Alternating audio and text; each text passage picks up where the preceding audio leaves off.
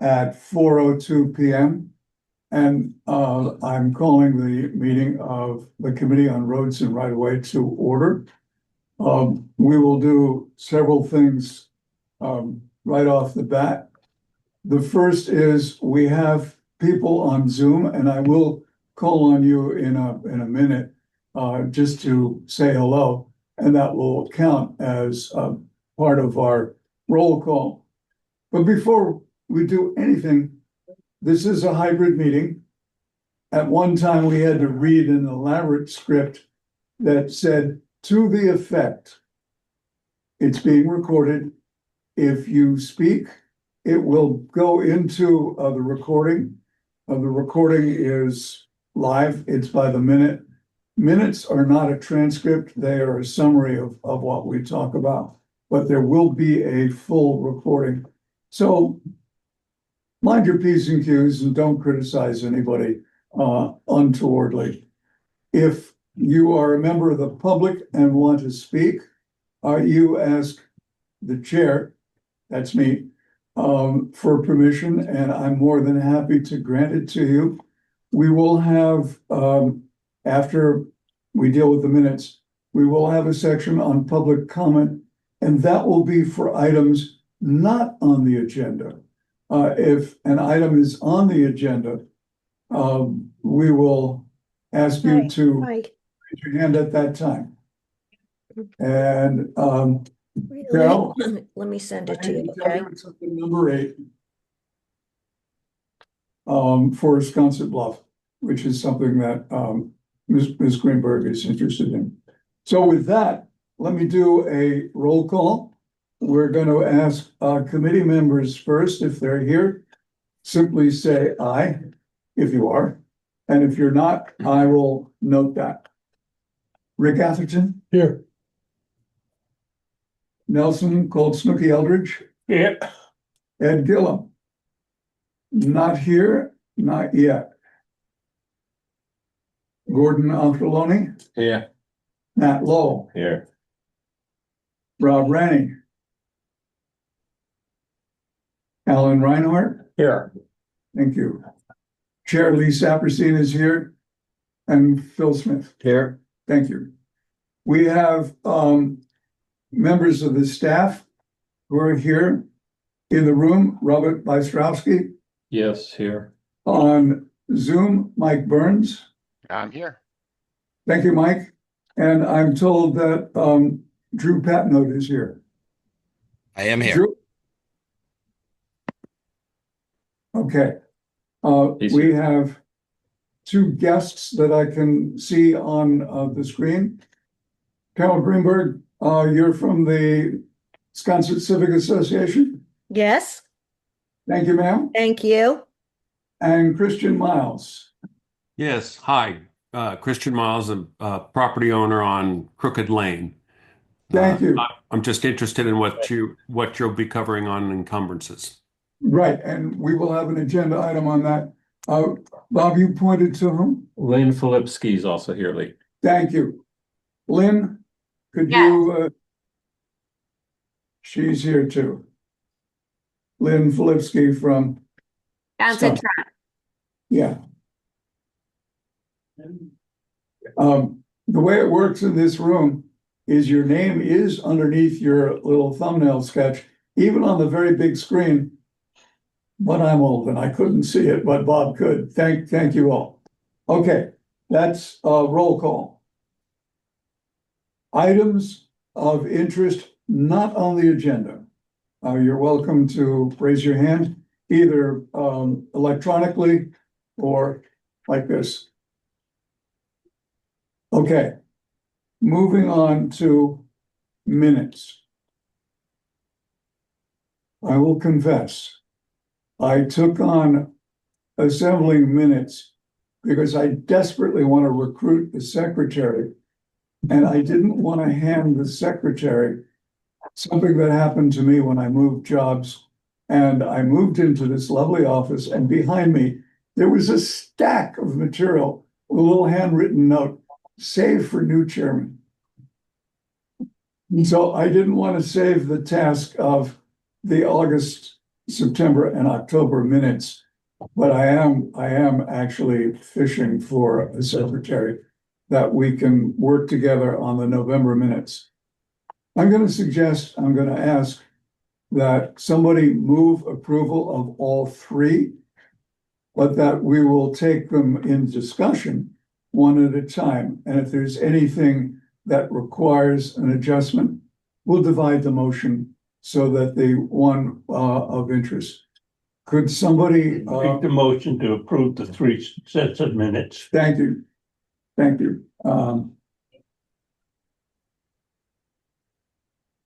And second? Second, Thank Gordon. you, Gordon. Okay. Just very quickly, we have 3 minutes, August, September, and October. Does anybody have any concern with the August minutes? Seeing none, the September minutes. Seeing none, the October minutes. Thank you for your vote of thanks. Now time to vote. And I'm afraid we're going to have to do this by roll call. We are voting to approve the 3 sets of minutes. What happens when I get back is I convert draft for review to final and approved. I take the watermark off that says draft only, and I forward it to the town for archiving and posting. So that anybody who wants to see the minutes goes to our website and turns on. All right, vote. This would be to approve the 3 sets of minutes. Rick Atherton, Aye. thank you. Snooky Eldridge, Aye. thank you. Ed Gillum's not here. Gordon Octoloni, Aye. thank you. Nat Lowell. Here. I think that's enough. Alan Reinhardt, Aye. thank you. Lee Saperstein, chair votes aye. And Phil Smith. Aye. Thank you. Now we may proceed. I have the agenda on the screen. And I'm just going to plunk it up briefly.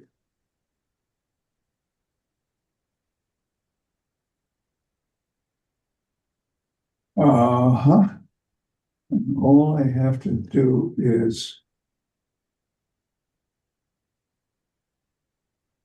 Folks at home, can you see that? Yes, but I have to figure out how to shift it. I think if you scroll down, Lee. Yeah.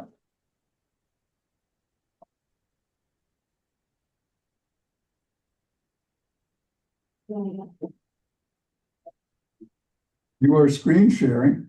Yeah, you're up. It's just, I think you want to scroll down if you want to go Okay, to agenda items. no, that's not working.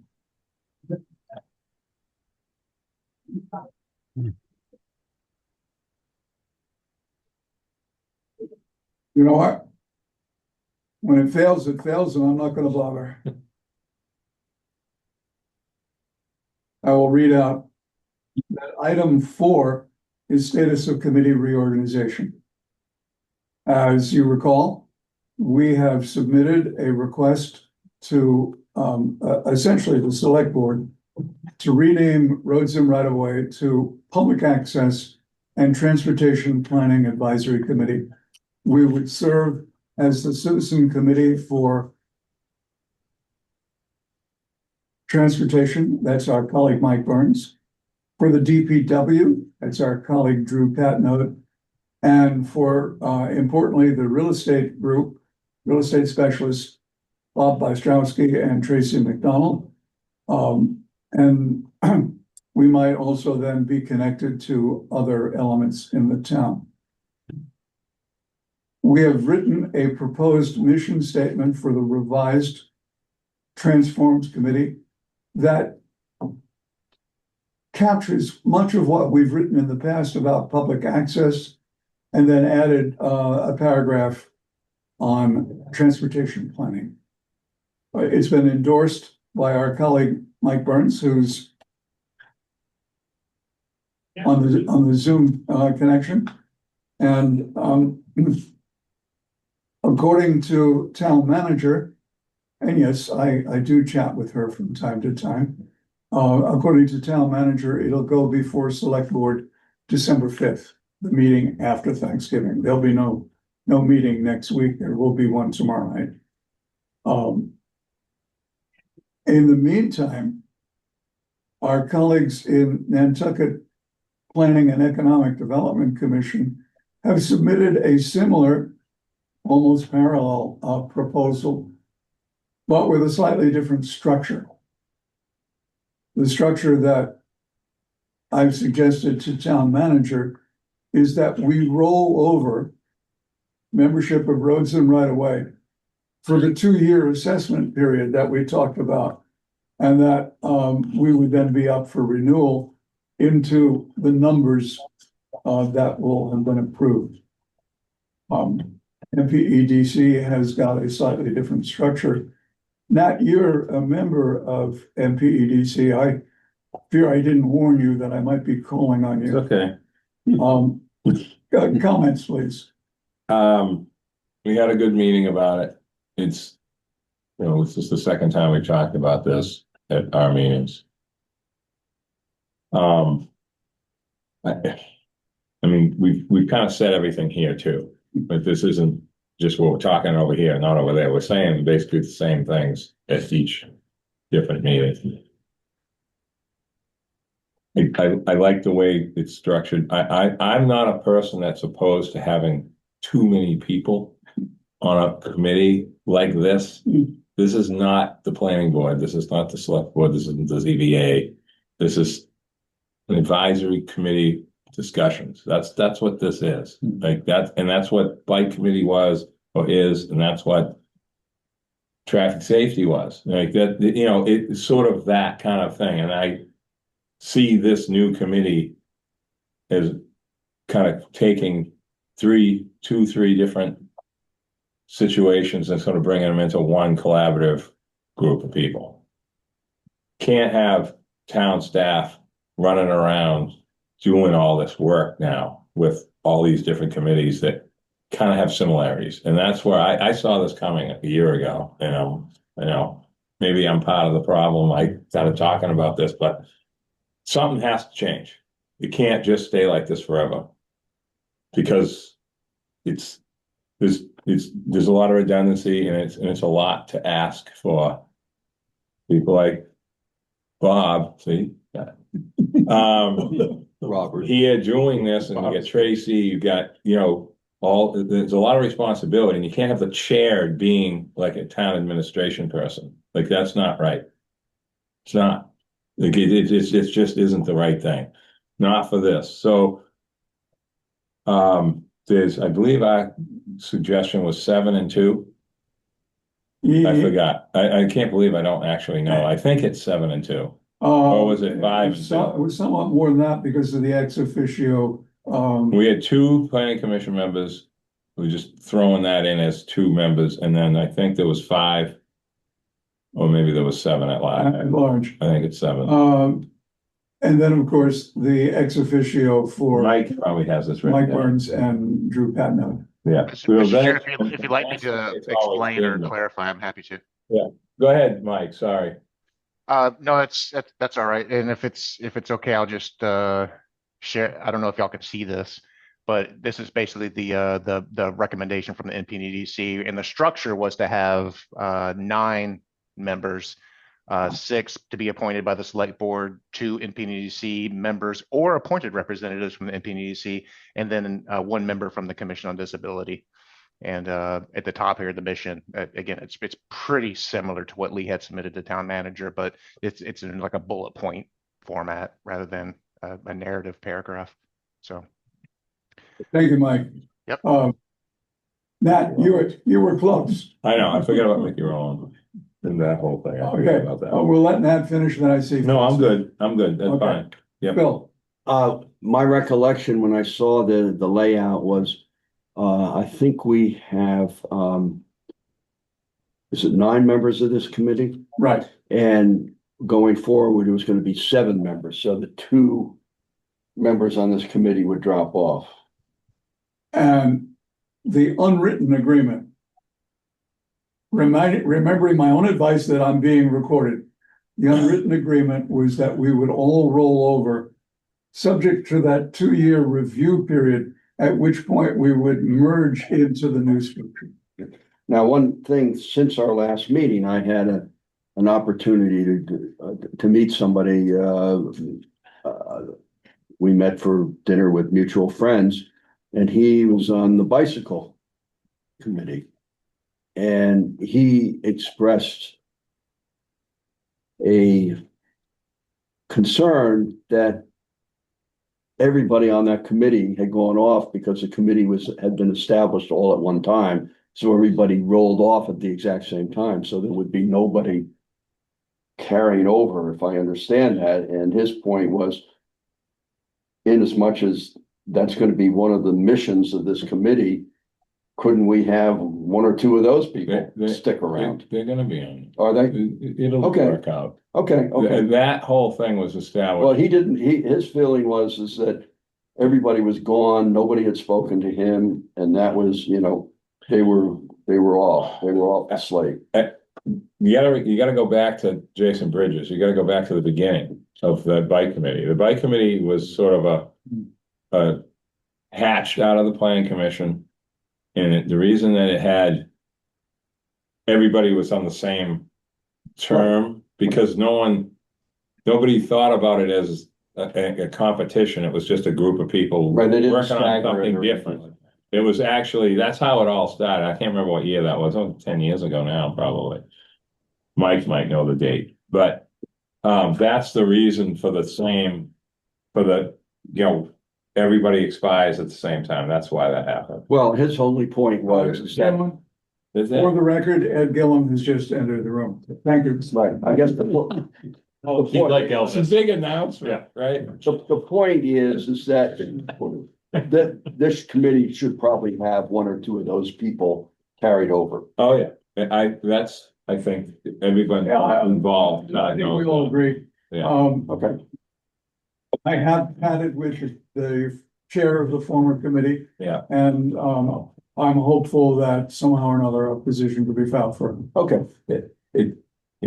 Alan Reinhardt. Yeah, as we get into a discussion of, who should be here and there and on, as far as the makeup of the committee itself, I think we need to be first clear about what our mission as the Roads and Right-of-Way Committee, or whatever we're about to become. Protection of public access is right up front. Yeah. That's the mission for roads and right of way. It's the first paragraph. Oh, good. So we're going to continue with that? Absolutely, yes. But by the way, this conversation is useful. I realize it looks like we're chewing up time. But with select board meeting on December the 5th, having your input, I intend to attend. There's no reason why anybody else may not attend. That's a double negative. In other words, do attend if you want to. But I'm proposing that I will carry whatever message from this committee to the select board with their permission. Yeah. Okay, Phil. I think this would be the time for me to also throw in that part of our mission should be chapter 91. If it is not, then the select board has to decide what home that goes to, but right now it's an orphan. Nobody has it. Well, Wow. this Yeah, committee, I mean, deals with. This is an example right now. Nobody can agree. Okay, that's because nobody is as old as Alan and I are. We have dealt with chapter 91. We had a subcommittee on chapter 91. We met with Jeff Carlson. We looked at the files. We have some understanding of what existed a few years ago, and it is time to revive that. But this would be the ideal time to ensure that absolutely. chapter 91 is folded under this. Okay, and for the record, chapter 91 is chapter of the Massachusetts General Laws, and its title is Waterways. And I think it's chapter 91 of the regulations rather than statute. And sections 18 and 19 license any structures that cross intertidal lands. And of course, that's wharves and piers and overhangs. And every one of those needs a license.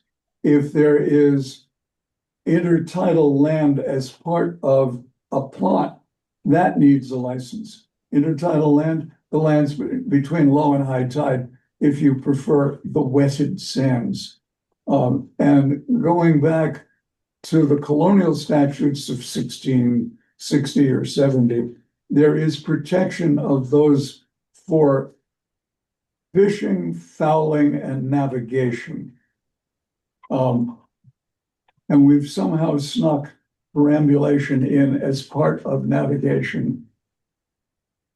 In the 19th century, that concept was incorporated into Massachusetts law, hence Chapter 91 and the waterways. Yes, Ed. If I could add just one thing to that, it also refers to field land as well, like the Dreamland has to get, for instance, Chapter 91 license and whatnot. Yeah. Part of this is for the Chapter 91 is to oversee and ensure that as new properties come up for consideration and get a license, that it is being documented. And I would submit that that would be part of our mandate, is to make sure that A, the licenses are issued, and B, that there is some sort of filing where that can be accessed by people going forward. As part of our homework, I can answer some of that. The license is issued by the state out of an office in Boston. They keep a paper file. There is not a digital file. Note cards. If one wants to look at a license application, the law says we may, but you have to go there and specify which license you want to see. Licenses that are recorded on deeds are searchable, and the what is Jennifer's title? Register of Records. At any rate, they're searchable online, but you have to know which property you're looking for, and then you ask for licenses. And of course, there's many such licenses, Chapter 91 being one of them. And Jeff Carlson does have a file. Yes. He does. But it's incomplete, and he admits readily to that. And the complication is that Chapter 91 licenses are almost inevitably term limited. The term may be 30 years. But who's responsible for renewals? It should be a landowner, but we're not sure that the town is up on that. The state notifies our Conservation Commission every time they've had an application. And of course, that's Jeff Carlson's group as well. So there are places that we can connect. Another place we should be paying particular attention to, I would say, is when there, property transfers, especially on the waterfront, that there is Chapter 90, because we run into it on the real estate side of things often. I thought that the license conveyed with the property. But at the time, That's a supposition on my part. It's not fact. there's some of them don't even have it. And then and it's also that's a time to look into the status of the length and et cetera, is what I'm saying. In other words, that's a trigger, I guess. Right. Alan and I are aware of a major property out the Palpas Road where the sale fell through when the purchaser was told, there's some complications with licenses, i.e. Chapter 91. Mm-hmm. And Alan, you had your hand up? I forget how many years ago it was, but this committee did a program where we had a representative from the state and Jeff Carlson to talk about how the system worked and all that sort of thing. It occurred to me that might be on film somewhere. Okay. And if it is, as I recall, it was a pretty informative program, because we had the people who knew what they were talking about addressing the issues. I will look into that. Okay, we've spent half an hour on this and I don't want to cut off anything important, but we do have several of our town people who probably are time limited. So without further ado, Mike Burns, any issues that you want us to discuss on transportation? No, Mr. Chair. Huh? I hope there'll be more in the future. You better believe there will be. But can you just very quickly say what's on your future agenda? What's on the future agenda for the reconstituted committee? No. For your workload, you might need citizens' advice. I wouldn't want to speculate right now, Mr. Chair. I know we have some areas that we want to identify for congestion management and identify top priorities for congestion, because that's the number one issue we heard back from the community when we did our master planning and our long range planning outreach, is the community had a huge concern with delays and some bottlenecks. So that'll be an issue that I'll ask to discuss, but I wouldn't want to elaborate on anything specifically at this meeting. Okay, thank you, Mike. Drew Patno, that's, by the way, Drew, you are not the first Andrew I've ever known whose name was Drew. I had a student the same way. That's excellent. Thanks, Lee. I don't have anything particular for discussion tonight. I did want to maybe put out there for thought for a future discussion. We don't need to get into it now, but I have noticed a bit of an uptick in the last, I don't know, say 6 months of residents on private ways requesting improvements to be done by the town. The question of what does it take for my private road to be taken public has come up a number of times. Interestingly enough, there's also roads where folks have said, how can I make my public way private?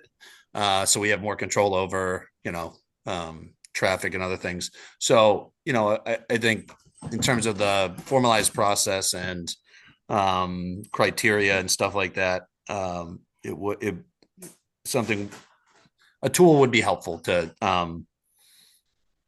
respond to residents, if you catch my drift. Drew, at one time, this committee had a list of 10 or 12 ways that we felt should be investigated. I think we're down to 3, and it's Wynn Street, it's Somerset Friendship, and maybe one other. Right. And so the town has been rapidly taking some of our ways of concern, but we do have a history of discussing. We also have an Excel spreadsheet that lists some of the concerns or criteria that might be applied if you're going to take a private way public. Does it have 2 ends? Is it used by the public as a way for vehicles? Is it important for emergency vehicles? What do the residents along the way want? And those criteria entered into our listing or not listing away. At one time, we talked about Millbrook, and we got a resounding no. So we stopped talking about Millbrook. That's the next generation. Yeah. What's it, 30 years? It's just gonna be, Drew, just a quick, what am I trying to say? Newsworthy event. Apparently, earlier yesterday, a truck smashed into a utility pole, and the Saperstein's power went out for 2 hours. No problem. The Sapersteins have a generator. But today, while discussing that with somebody, I got the comment, really the town needs to coordinate when they start closing roads that with the closures make it impossible to get from A to B without going through G, H, and I. So Pleasant Street was closed during know, yeah. all this morning. Yeah, And, you just deal for with it. those of us who live on a street that abuts That's part of living here, I hate to tell you. It's not a good one. And so if National Grid is doing one thing and the contractor for the sewer is doing another, if your group could just double check, what are the detour routes and are they workable? And that you look I like. think they're doing a good job with this stuff, like, you can't, I don't know what to say. Erica sends out a notice every day for the stuff, I mean, there's people directing traffic that never were before, there's more people with yellow vests and orange jackets than I've ever seen in my life. So, I don't know, I mean, what was going on by, the old barber shop spot there where they hit the pole. I mean, it's a bad spot to have to shut it off, but there's ways around it, it's not July. Unless I don't know what to tell you, but I can do it. Unless you live on New Street and they're trying to get. Well, no, I know, there's certain spots, I understand, take a left on Back Street, they had Back Street set up as the cut through Yeah, today. Drew, can I, yes, Mr. certainly. Chairman? Drew, thank you for being on, Drew, okay, I mean, you can come to these meetings, this is good that you're here. And I hope the new format can get you kind of into this stuff, because there's a lot of, I could talk for hours about this stuff, but Prospect Street, I was at the Mikloses today, just so you know. You need to meet them if you haven't before and talk to them. We have to solve Prospect Street at some point. We have to. And now that we have North Mill, with 10-wheelers pulling out of North Mill Street onto Prospect, which I saw the other day. We have to fix this, like soon, something. I have my ideas. I know you've been working with some people on this, because I heard about it and I'm really excited about that. But this committee took a walk on Prospect Street like 18 years ago. And I'm not that old. we haven't been able to Yeah, get, 10 years. it was a while. And we haven't really gotten anything else done, but that's okay. Nothing happens overnight on Nantucket, okay? Except canceled boats and weather. But we definitely need to have a good, solid fixer-upper plan for Prospect Street before I'm, too old to talk about it. If I may, We have to. you're putting something very real together.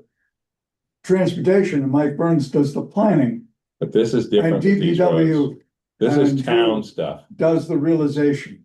yeah. So when the town hires a contractor, the owner's representative comes either out of administration or Drew's office. Yeah. And I just want to throw one more thing at Drew and thank him for something, and that this is gonna be the new problem or a new solution or new whatever is this encroachment thing. So I was down at East Lincoln the other day, Drew, and saw them, what they were doing, and I went and talked to them. And East Lincoln has low rocks, like the little ones that people put out 50 years ago and painted on them. And they were leaving them. And that was good. And I'm happy that we didn't ask to have too much done in the right of way. Just those metal posts, which are ridiculous. That should not be happening. Town's liable. Somebody could get hurt really, really bad with one of those poles if they were on their bike and hit it. But I think the approach that we're taking for this unique Nantucket issue that's gotten kind of a little more of a problem in the last like 10 years, I think we're doing it the right way. Every road is different. Every encroachment of some kind of object is not the same. So I think that what I saw happening down there the other day, I think was the right approach. So I just wanted you to know that. May I ask a question, Mr. Chair? Yes, you may, Bob, but I'm gonna point out that our next agenda item is encroachments. Sorry, I wasn't Really- even looking. It really is Wasn't even thinking about it. a marriage between real estate DPW Yeah. and to some extent It's all transportation. part of it. They're all part of it. And road layouts are all different. This place is completely, My Unique. question simply was to the committee, if you're willing to wait till the next agenda item, Yeah. that issue will Yeah, I'm be sorry part about of what that. we address. I just want, That's fine. It's good. Drew hasn't been on a meeting in so long. I don't even Understood, remember when it was. but let's not scare him off. Yeah, I'm excited to have Drew here. We need to have him at these meetings. He might not be mutual. No, he's very pleased to be. So, I appreciate that, Nat. so if we're talking about vehicles that are not cars, the one-wheeled vehicle is a Segway. Which I comes think from, those are which gone out comes the from the window. word segue, which comes from the Latin, this is what follows. We're gonna segue into encroachment. Okay, And Drew, it as much involves you as it does real estate. Yes, and he will get Okay, dragged into this. Bob, if I may, you and your colleague, Tracy McDonald, have prepared a presentation which on October the 8th, you presented to the select board. We anticipate a follow-on presentation here when Tracy is available. So it's something that is on the agenda as a continuing discussion. So, Bob, if you've got something stored up, it's your turn. I don't want to go over yet again things we've talked about previously. I don't want to totally talk about things that Tracy and I will review in our presentation. I would recommend members of the committee, members of the public watching to watch the October 8th presentation. It will be the same PowerPoint slides that we'll be presenting to this committee. It's the existing policy. And then at some point, I expect this committee will review the existing policy and we may talk about some other potential revisions. But what I would like to do this evening is to just highlight the categories of encroachments that the town has. And that was my thought as to this evening's presentation. We have three categories, 1, 2, and 3, and I'll start in reverse order with category 3, which I think the easiest way to describe it would be a historical encroachment. And things like friendship stairs are actually encroachments very often. They come off the house onto the sidewalk. The sidewalk is within the public way. And so something that we all support and is clearly historical and should be preserved is technically an encroachment. And so the policy, which was approved by the select board and reaffirmed by them at the October 8th meeting, talks about these encroachments that have a historical precedent may be permitted to remain. And there's a process for that. And what we ask is that people that have these historical encroachments, or if you think you might have one, or if you're seeking to have one sanctioned, you can contact the real estate office and we can talk about it. And what we would do is engage in a discussion, which ultimately would lead to presentation before the select board, while licensing of that encroachment, which includes a requirement for insurance, because again, what you are doing in that public way is being done on town property. And so we need to make sure the town has protection. Not to mention an accurate plan. And a plan. So that's an example of a historic encroachment category 3. Policy also talks about category 2 encroachments, and these are encroachment on town ways that do not cause an immediate threat to public safety. Hedges, branches, foliage, the what's called in the letters that we send out untamed shrubbery, which was a phrase that I inherited and I love it. I love it. So I have to, if you receive a letter, it will use the phrase untamed shrubbery. You have to understand, Bob, I'm deadly serious as chair, but from time to time, I think when my wife Priscilla says, Lee, you need to go to the barber, you have untamed shrubbery. She might not be talking about the same thing, Lee. So what we do with the level 2 encroachments, and again, we work with the Department of Public Works, we work together. Ultimately, the property owner will receive a certified letter, which is our current process, which is our current policy. They have 15 days to remediate. We have found with our outreach, with our letters, we have found a good level of cooperation. We always seek more with property owners who generally are interested in what can I do to remediate this, and we'll work with them. We'll go out and meet them if we need to. We'll talk to their landscapers if appropriate. And so those are things we work through. Those are probably the most common type of encroachments. And again, I can talk more to this, but I think we'll have future presentations. Bob, if I Yes, may, sir. many of those you notify, do I understand correctly that you notify DPW in case there is not a homeowner's correction?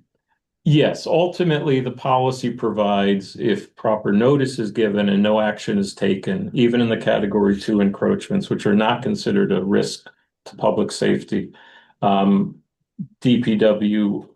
will, if they deem it appropriate, and I'll do this in consultation with Drew and his operations folks, they'll go out and remediate that encroachment, and the property owner will be billed for that. Again, what we tell people is, you're certainly better off doing it on your own. You may address that encroachment more gracefully and carefully than DPW will. Is that in the It's list? not in those words, Gracefully? but that's what I would. I like tell that. people if That's I very talk to good. them. And people understand. And again, DPW does a great job, but they've got a lot to do, and they will remediate it. But if you want it done in a certain way, I encourage you to do it yourself. Category 1, and this is where I will defer to our DPW director, Andrew Patnode, who's on the line tonight. Category 1 is an encroachment on town ways causing an immediate public safety hazard as determined by the Department of Public Works or those blocking a town way so as to impede public access.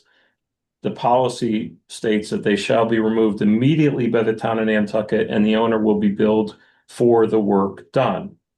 Now, these are reported to the Public Works Director. All the encroachments are, and we use a click and fix system. There's an app, and if you watch the presentation of the select board, there will be a QR code you can use. The policy says with category 1, if after review by the Public Works Director, the encroachment is deemed to be a category 1, that is an immediate threat to public safety, the unsafe condition shall be corrected or made safe immediately by the Public Works Department. And I will now defer to our Public Works Director, Andrew Patnode, because this issue was discussed before the select board on October 8th, and Drew can talk about recent initiatives of his department. Andrew, it's on you. Yeah, thanks, Bob. So as you mentioned, back in October, we presented for the select board, and one thing that I wanted to make sure we made a point to discuss with the board and put out there for the public is our determination that rocks and stakes and things of the like along the edge of public ways is deemed an immediate safety concern for us. For a number of reasons that were kind of already mentioned, trip hazards, stakes, especially there's some that being shorter makes them even more dangerous, kind of an impalement hazard.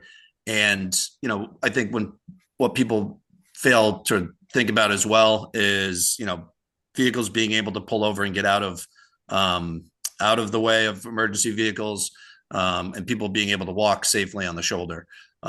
So we, wanted to make it clear that to us, that is a type 1 encroachment, and we don't intend to send letters. As you know, the issue has kind of proliferated, seems to be kind of getting worse than ever. And the administrative burden that comes with sending out hundreds and hundreds of letters and following up after 2 weeks, and the back and forth with homeowners is really not a good use of town resources. So, we obviously wear a lot of hats. We do a lot of things with the DPW. We have made a point to work in more regularly scheduled enforcement in certain areas. So most recently, the Cliff area, the Brant Point area, areas off of Cliff Road, Crooked Lane, Westchester, other areas. We've been out doing some enforcement periodically. We'll continue to do that in other areas of the island. And so, it's nice that we've kind of stepped up the frequency and kind of like I said, the regularity of our enforcement. And, we've heard a lot of good feedback from folks already. So it's going pretty well. That's what I got for you. Thank you, Drew. This is the best conversation on the planet right now. Can I ask him a question? Oh, Snooki, go ahead. You go ahead, I sorry. remember as a kid, in front of 20, 22, and 24, Sankaty Road, there used to be cobblestones that were painted red. Yeah. When that was rebuilt in 1952, the state engineer that was supervising the job says, those rocks, go. And they loaded them all up, took them out, put them in the stone crusher, made gravel out of them. Well, so Got to get that guy back. Drew, so I'm gonna just throw another little point in this whole thing.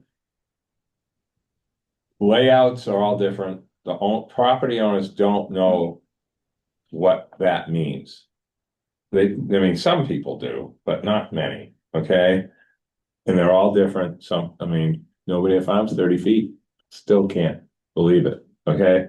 Should be 50. But anyway, Drew, so the sprinkler system issue is what's driving a lot of the new problems that we've had in the last 10.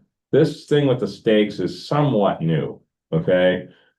I'm just gonna say 10 years. It's really a little longer than that, but now it's everywhere because when a property owner fluffs up the front part of their property, and that's good, it looks nice, they're taking care of it. They're doing a great job, except one thing, there's too much water getting put on that front grass, and they don't want a car driving on it. That's what's happened. So all you gotta do is go down the fairgrounds and where those new houses are there at Parker Lane Corner, and you'll see what I'm talking about. So anyway, there's ways to work with these people. I think what we need to do at some point, if you haven't already planned this, is to meet with landscapers. Because the landscape companies are doing this and no one's really kind of saying anything about it. Now, there's other things that they're doing, driving stakes in the ground all around houses for deer. And they hit things in the ground, like gas lines, wires, dog fence things. There's all sorts of stuff getting hit, and this causes a lot of problems. And I won't get into that at this meeting, but I'm telling you right now, somebody's going to get lit up one of these days with these stakes. But it's all kind of happened in the same time frame. There's the deer thing and the sprinklers. If I may add. Yeah.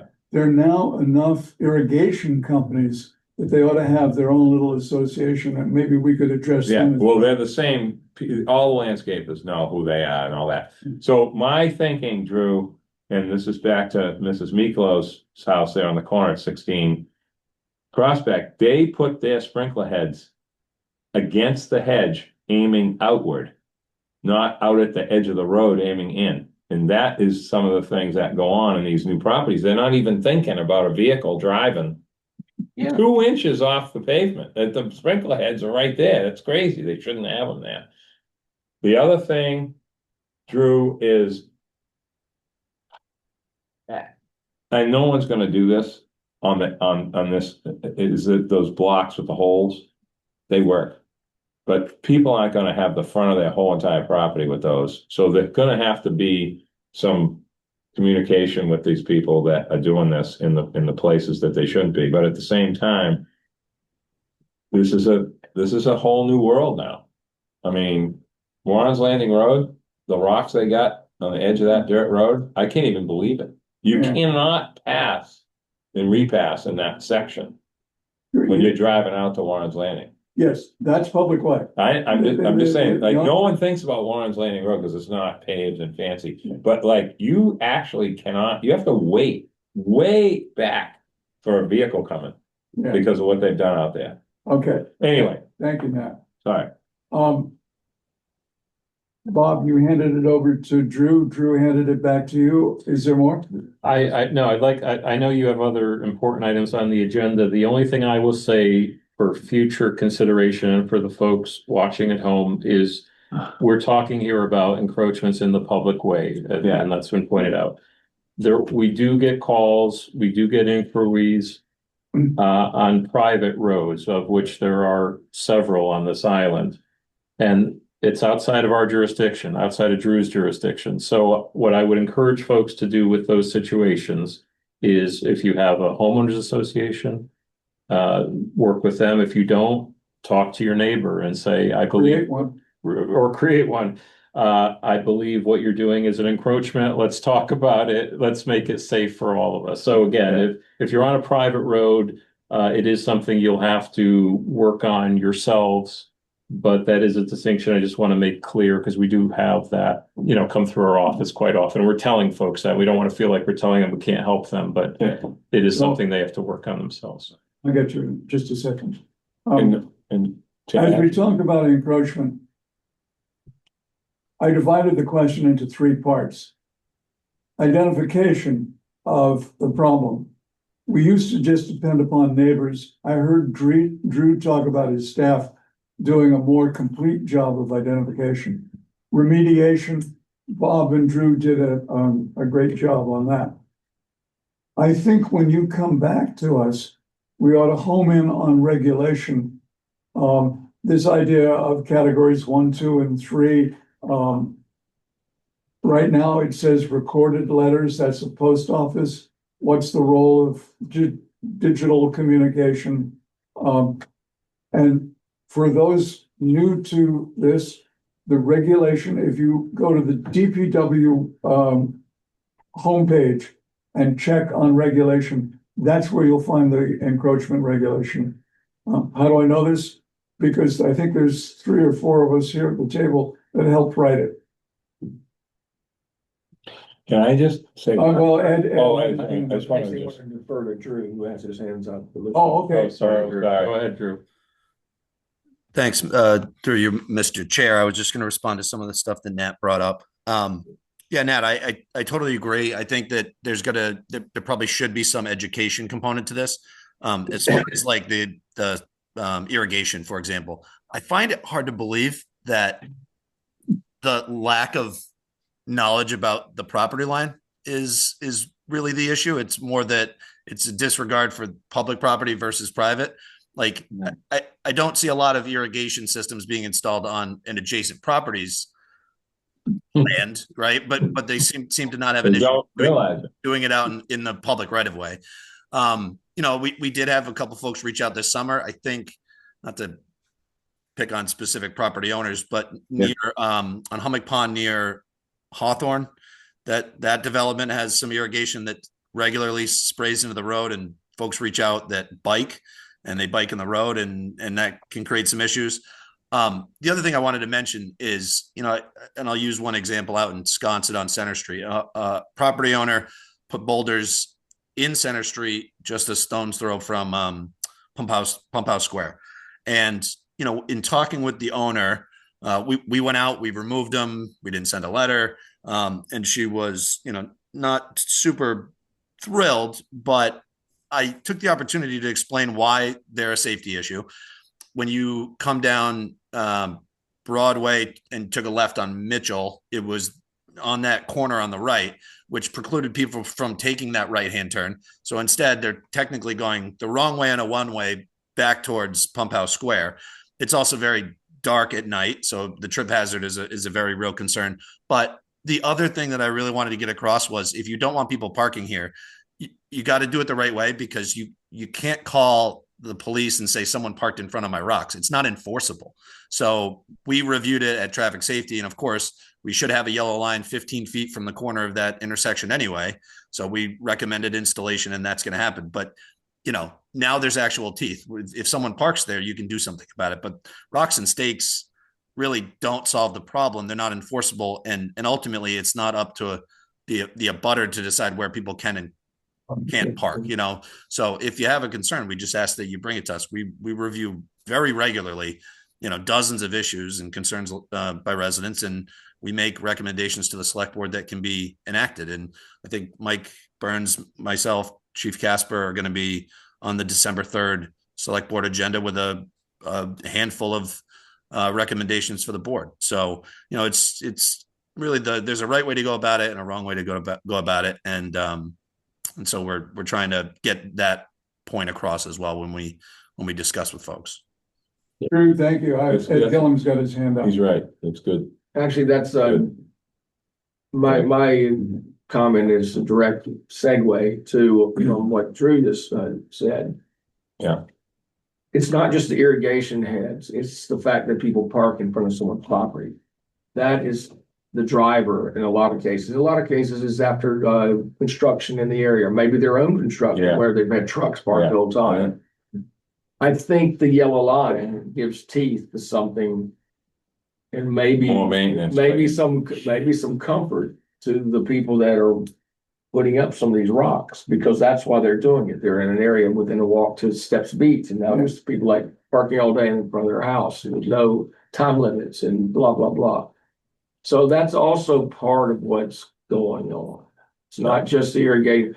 A lot of them do have irrigation nets in what they've done, but a yellow line would be, at least with some enforcement, like a lot of things we need enforcement for, Okay.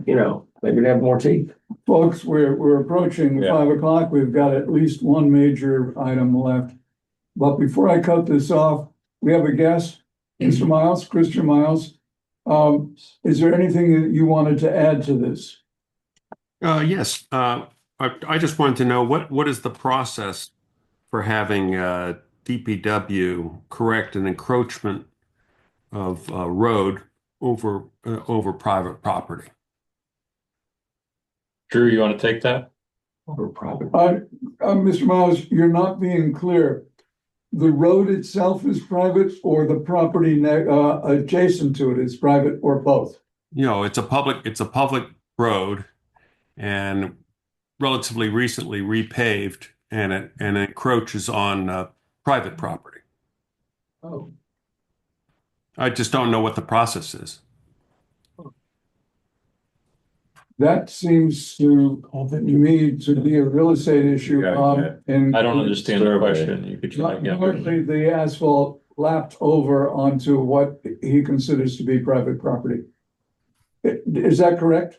Correct, yeah. Was it done for drainage, like a berm? Well, Like to yeah, make the road from Washington? you No. you can certainly Okay. contact the real estate office. What I would say is what would be most helpful is, and for anyone in your situation, would be if you have a survey or a plan of the private property that's at issue, then it would be easier to make a determination of whether there's an actual encroachment of asphalt or anything else onto it, because that's really what it will come down to. It, just basics, the asphalt in a certain street, for instance, is typically well shy of the public layout, Yes. and that's why we have multi-use paths, bicycle paths that are very often within the public layout, even though they go many feet beyond the asphalt. So again, I'm not exactly sure where you're talking of, and you can follow up with the real estate office. And we can discuss it, but generally, when it comes down to really meets and bounds, is it really tight? What are we talking about? A survey will be necessary just so everybody can understand exactly what the areas are we're talking about. I hope that helps a little bit. Very helpful. That's Thank good you. advice. I'm going to suggest, may I call you Christian? Yeah, sure. Thank you. That you do this not under the recording here in the room, but directly with Bob Bystrowski and Tracy McDonald in the real estate office. And started out with an email to them with the specifics so that they can do their research before you meet with them. Great. Perfect. Will that Thank be you. fun? That's fine. Perfect. Thank you. Good. Okay, thank you. We're just about ready to hang up with Mike Burns and Drew Padnow. And you're more than welcome to stay because it is another issue on ways that's coming up. Mike, one of the things we didn't say, I hope you're still on board, is the new or the announcement by our police chief of a new attitude toward enforcing bicycles and whether there's bicycle safety, bicycle speeds, whether there's anything in that that would be worthy of discussion at a future meeting. Certainly not here and not now. Absolutely. I think we're still waiting on the Attorney General's acceptance of the local bylaw establishing speed limits, but it's pretty clear in state statute that 20 miles an hour is the limit for a class 1 and 2 e-bike or other devices which are allowed on bike paths, but anything beyond a class 2 is not. So I think they're still operating within the bounds of the local statute. But any type of additional clarification of that, it's to be determined by the Attorney General. Hopefully we get notice of that soon, but. Okay, Mike, I'll wait for your cue as to when it should be discussed. Thank you. Thank you. Our next agenda item is the Sconset Bluff footpath. And Rick Atherton will be reporting in that there may be issues of encroachment, both private onto public and public onto private. Drew, if you want to stay for a minute, I would appreciate it. I realize it is 5 o'clock. I wouldn't miss it, Lee. I'll be here. Let me start with Rick Atherton. Rick has agreed to be this committee's consultant to the folks in the Civic Association who are right here on the screen, Carol Greenberg and Lynn Filipski. Carol being, you're the current president of the Civic Association. Have I got that correct? Yes, that's correct. And Lynn Filipski's representing Wisconsin Trust. Okay, excellent. First with Rick, and then any responses. You're welcome to the floor. But Rick first. Thanks, Lee. A consultant, I never quite knew. So I would report after the last meeting that 2 things. One, I suggested to members of this board, if anybody had a thought or a comment on the remedies or the management plan that was available then, please give me a call. And I heard 0. So I did, that's one thing. And then Carol Greenberg, Lynn Filipski, Julie Mead, Robert and myself all met at Carol's house and had a 2-hour discussion. Rick, just for the record, date, do you remember the date of the meeting? I don't. I could find it, but I don't. Okay, thank you. It was probably, 2 or 3 weeks ago. And it was a good, healthy discussion. I think it's clear to everybody that there are issues that are well documented in the presentation presented by the Civic Association to our board and been available to everybody. Going through the increase in traffic, which I think is the major cause of the issues. They become sometimes don't behave very well, let's put it that way. And they can be a concern to the abutters to the way. And I think people would like to find some way to manage that process. It's a public way. I think we all recognize there are also ways from Baxter Road to the Bluff Walk, which have been taken except for one, and are available for people to access the Bluff Walk there, aside from the entrance to the south and the entrance or exit to the north. The Wisconsin plan, Carol and Lynn and Julie have recommended several steps that could be taken. were available and attached to our agenda today. So hopefully you've all had a chance to look at them. I think some of them are easier to understand perhaps than others in the implementation of that. And in one way we might deal with this, we could either go through them or see if there are any comments from our board members. We could ask Carol to go over them again, but we've done this before. And hopefully you're all familiar with what we're trying to accomplish, is to somewhat restrict the hours of operation, which may limit the number of people who transgress or who walk the bluff walk. Talking about installing a gate or a turnstile at the southern end of the walk, which could have a number of implementation or implications for us. They're talking about employing community service officers at the peak hours in the summer, which are really July and August are the peak hours, and making sure that the town and perhaps others do not actively advertise to draw traffic to the bluff walk itself. They mentioned here highlighting one entrance and one exit. I will say when the Bluff Walk Committee in 2008, a subcommittee of this Roads and Right-of-Way Committee, heard from Sconset people a little bit different. At that time, members of the Sconset community wanted the Bluff Walk access from Baxter Road to diversify or give more places where people could come and go and not have everybody forced to just come in the entrance or out the exit. So that's a little different sense than we had before.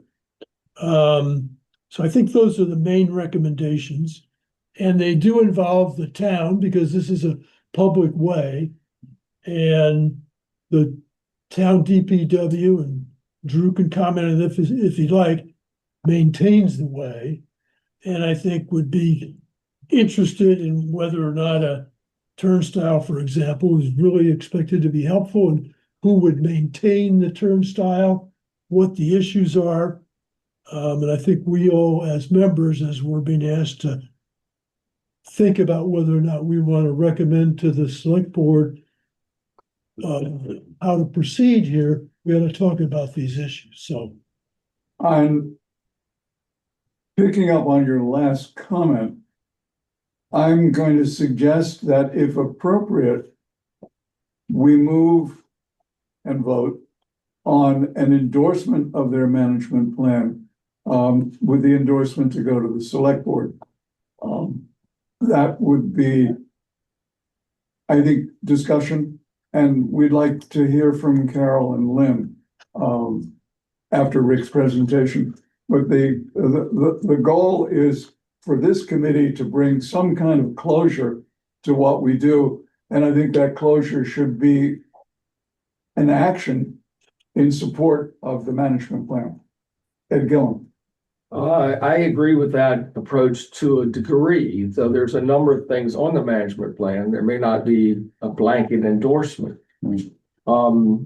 So I almost think it a point by point situation before we endorse a blanket plan, because there are certain things on there that are very good, and there's certain things that perhaps not everyone agrees with.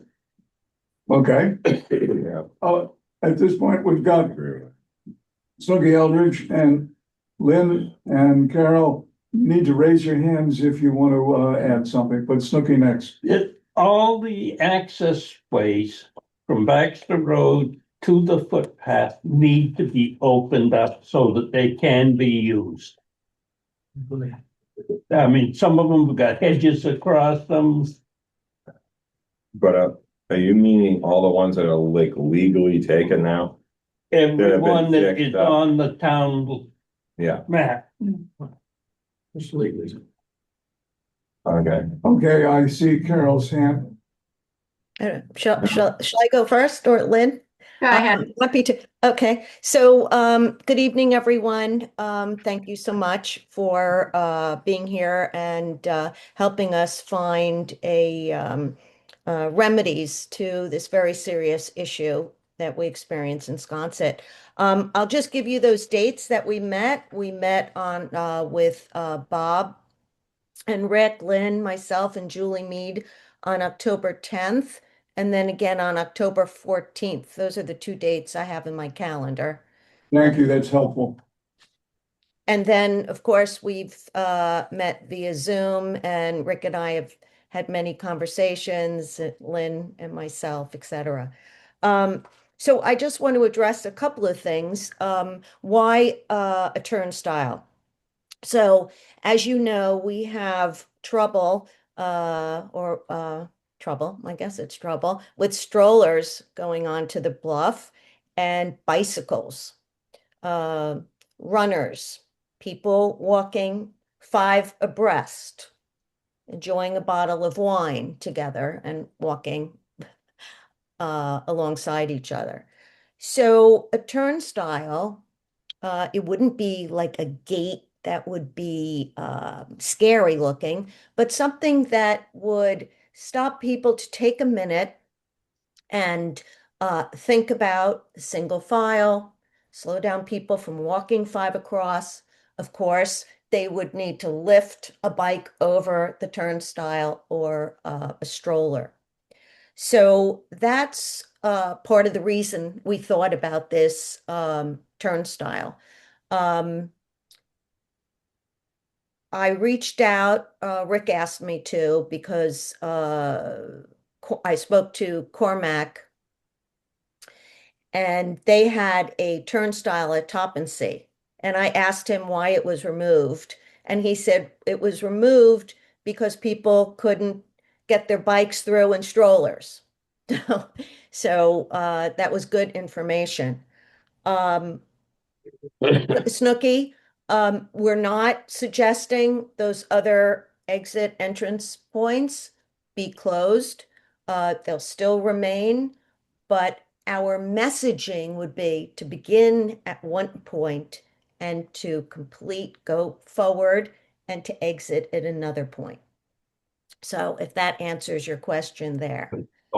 We've spoken with the police chief, and she's supportive that we would employ at the expense of the Civic Association, the Sconset Trust, and the residents of the Bluff to have a community service officer or a police officer off duty for a certain amount of hours a day.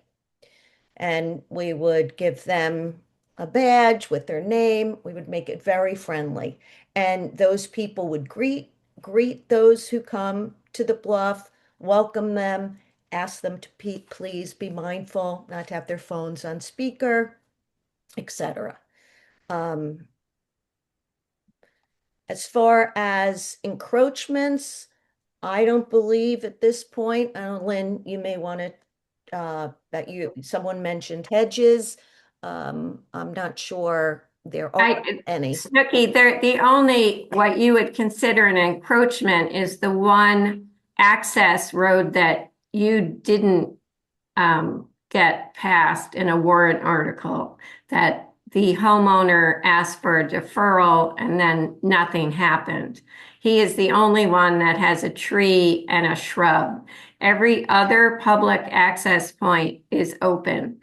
And Carol and I are trying to emphasize single file because outside of the Wade Cottage properties, that is part of Aurora Heights, you cannot walk abreast. It would be dangerous for you. There is a liability issue here for the town that you should be cognizant of, because you step too far to one side, you are going to have a problem.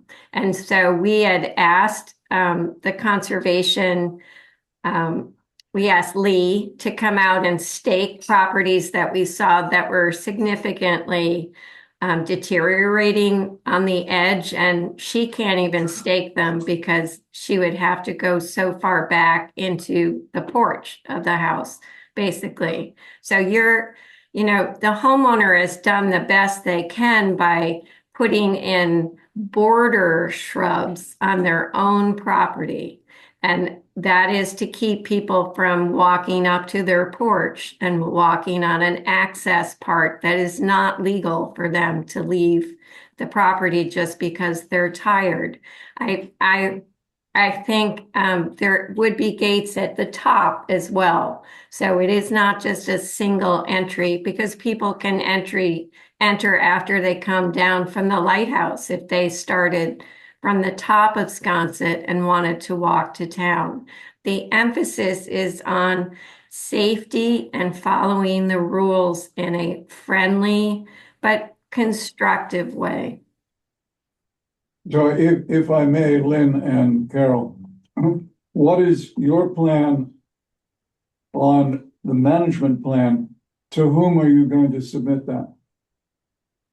This would go to the select board with your recommendation, because it is their call to make the determination, final determination, whether it's feasible. All right, thank you. I do believe that we should endorse this. I've heard Ed's comment. I will add that your comments, Lynn and Carol, that you've considered the community service officer and how that person should be paid as a private security agent, which I think is an excellent idea. Committee members, where do we go from here? Ed? I think we need to come up with an endorsement for an action plan. I think that is what we do need to, but I think we need a line item of what we actually want out of the management plan, because there's several things in here that I firmly disagree with, I guess I could say. But I think there's Ed, probably would you, oh, sorry, Ed, would you tell us what you don't agree with, please? Happily. I'll start with something as little as restricting the hours in July and August. I think restriction of hours is necessary. I think you might be doing it a little heavier than you should. I looked into the town's noise bylaws, and I actually deferred to the Sconset Historic District of Sconset's noise bylaws. And their restriction of hours for noise over certain decibels are between 8 and 6 p.m. I think that would be far more fair for a lot of people. There are a lot of people in Sconset that go out to walk the bluff path before they go to work or after they go to work, come home from work. So I think that should be extended somewhat. I do think you should have hours. I firmly agree that's correct. The wood gates at the entrances, I think that's going to end up, the people near those gates are not going to like having the gates there with people lined up to go into the gates. The very fact that I think the exit points are there for a reason. Some people like to only walk like a quarter of it or half of it. To make them walk the whole way, you might find out you have more people walking in areas toward the end of each end, most likely I would say the northern end, than they ever were before, because now they're walking the whole way rather than leaving during places. That would be my next one. I think the enforcement and having the community service officer are great ideas. And I want to remind people a little bit here, and I don't know if you've run this by the other civic associations. The Sconset Bluff Path is a community asset, and community means all Nantucket. We wouldn't want to put it out there too much because it might draw more attention to it than need be. But I'd be very interested to find out what the community besides Sconset thinks of the entire management plan. They may have a very different take on it. Encroachments. There are private property encroachments all over the bluff path. There are several that are very egregious. People have pushed their landscape ties into the path to make it a single file when it didn't exist like that before. In fact, some of them have actually gone and put gates on the path is not a set width. It doesn't say it's 6 foot wide, it's 10 foot wide, it's 4 foot wide. There are eddies that go into the bluff where some people have actually put gates on the opposite side to make it look like they actually have that property. I have many plot plans from back of the road. So I think I know a little bit about some, and some neighbors have said, well, my neighbor did it, why don't I do it? And they pushed out things as well. So there are some encroachments on the public path from private homeowners as well. I think it's great that people have put, I think it's very bad that people are on private property, sitting there, entering the private property itself. Maybe there's some designations of the private property that can be made more clear, perhaps. I mean, I don't know if that's totally feasible. There's the safety issues that you see on the path. The town of Nantucket, if it's there's liability issues, then they should be coming out and addressing them. The more you address things, the more attention it draws to it, which is a little bit of a problem. Split rail fences where you have erosion areas, great idea. So there's a lot of great ideas. I mean, people that are walking that you shouldn't be. Some of the people on the bluff have actually used the path. A lot of their landscapers, I've seen a lot of debris from private property thrown over the path onto public land as well. So I mean, there's some other things going on here.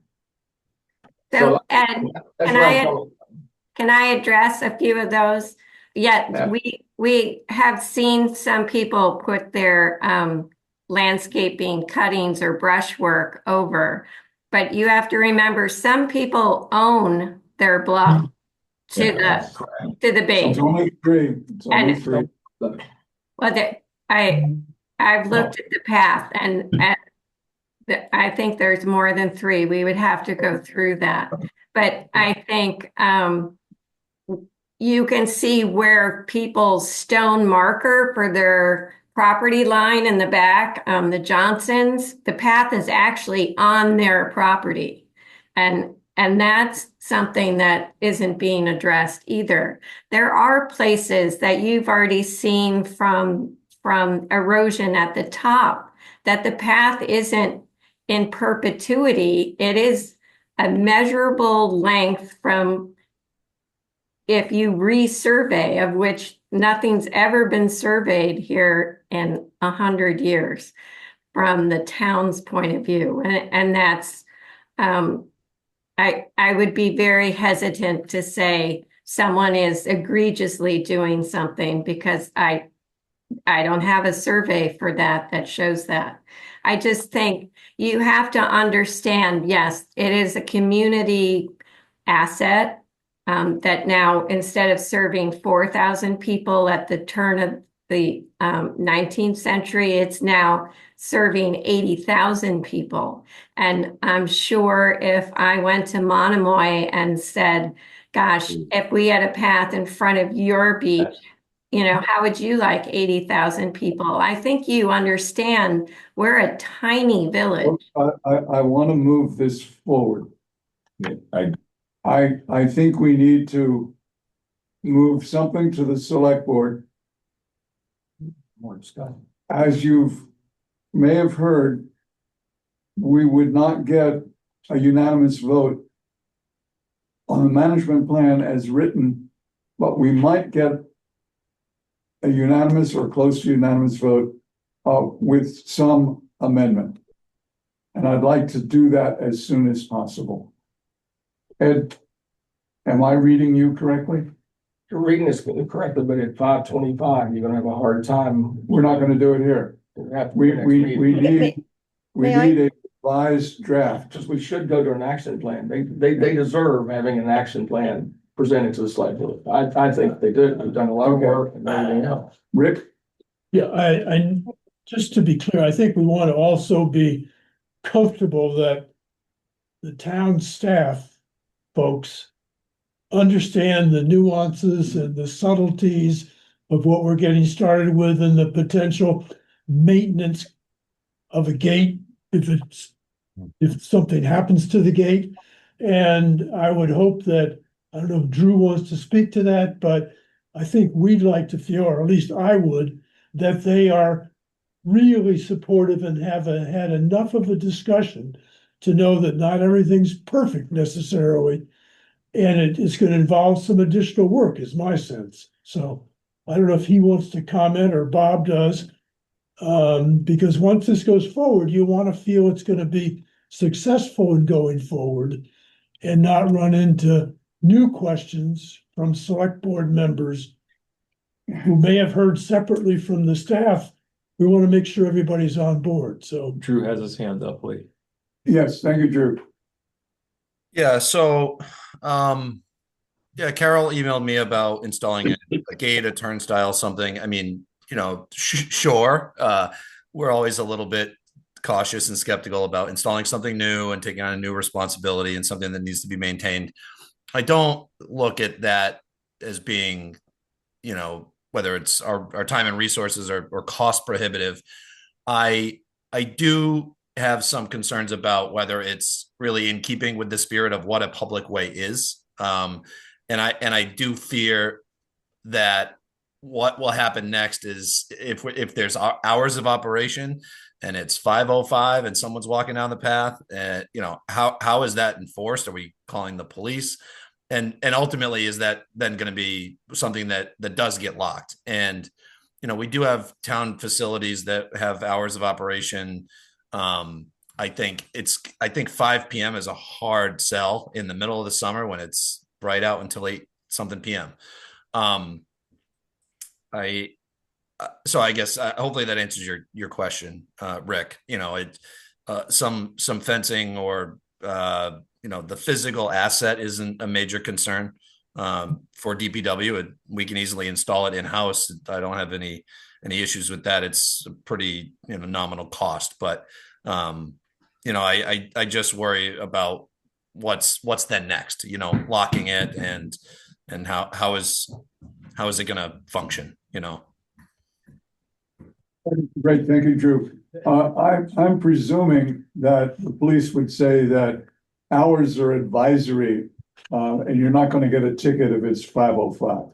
But that's not for me to say. So I have my hand up. I've got his hand up, Carol's got his hand up, and it's time to go fairly soon. I have lived Lee, may I speak? Now, wait a minute, folks.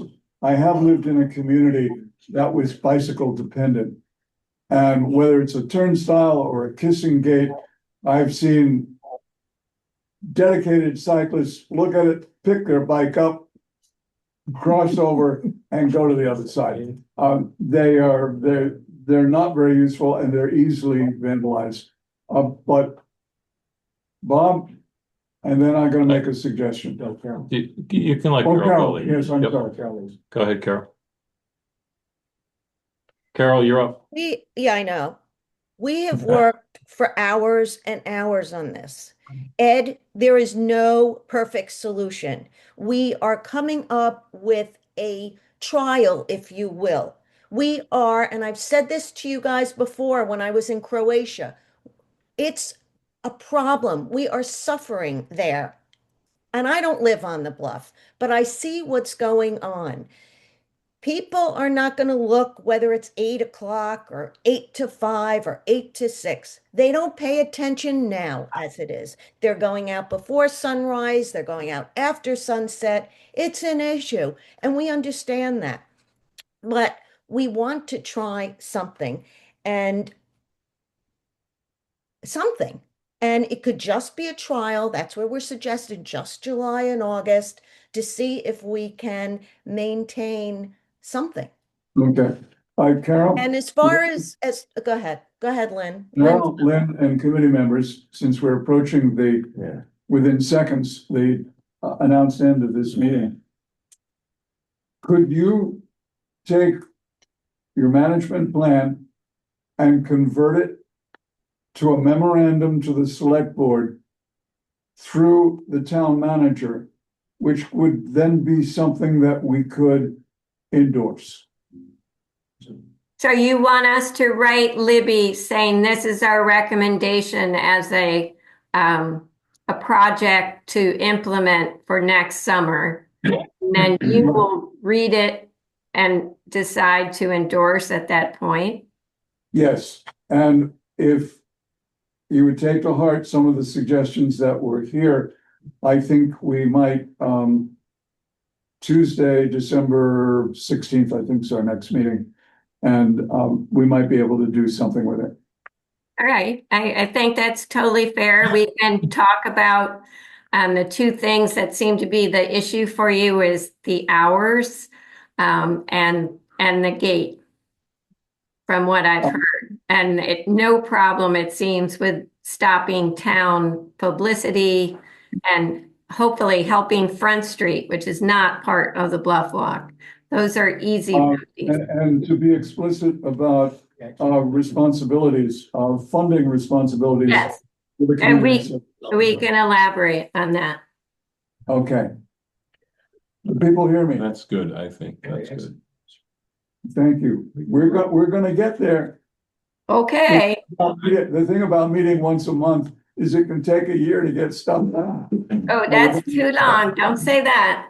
When's We're your gonna next get it meet? done. When is your next meeting?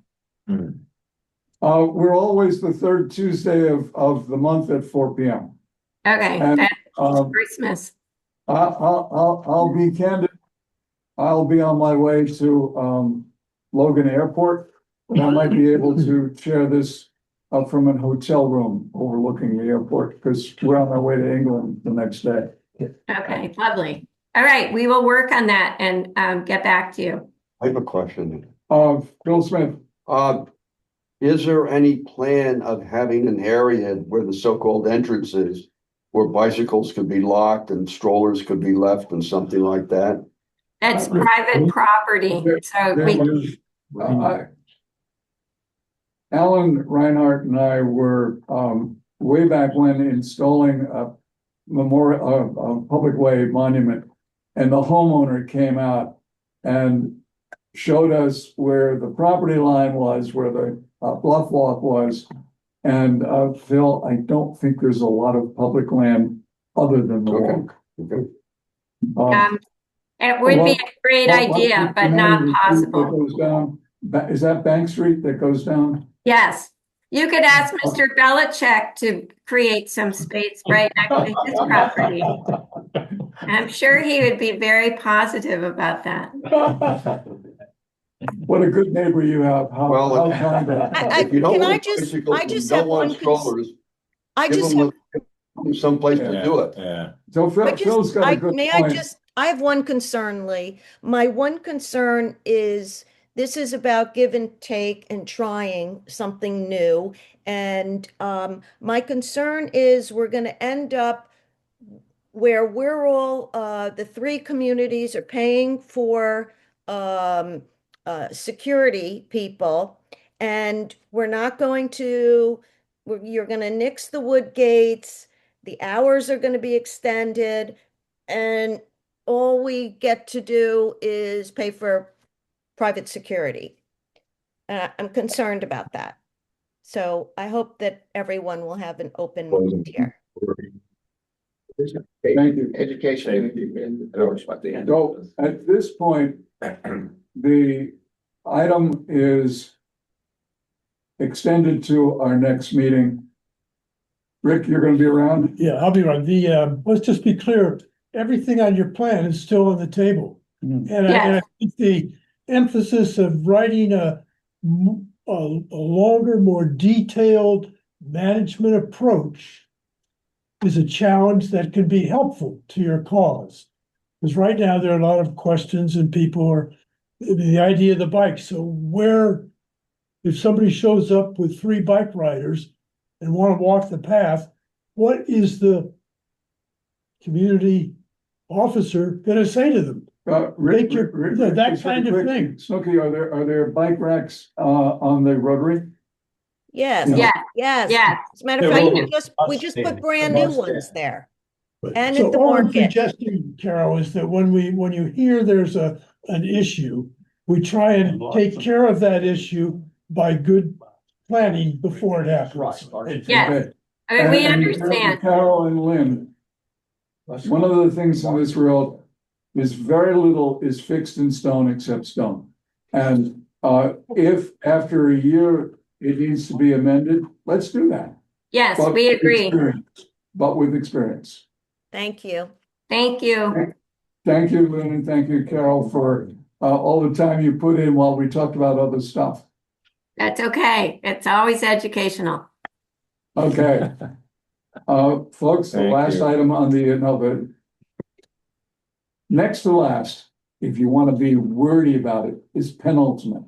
So the penultimate item on the agenda is any new or old business that was not on the agenda. Committee members, you would be extending the meeting too. That's a welcome invitation. If you dare to. Then the final item, and I am checking the time at 5:36 PM, is adjournment. May I have a Motion to motion? adjourn. Cindy and Alan, thank you. All right. We can all just say aye. Aye. Thank you very much. Thanks, Lee.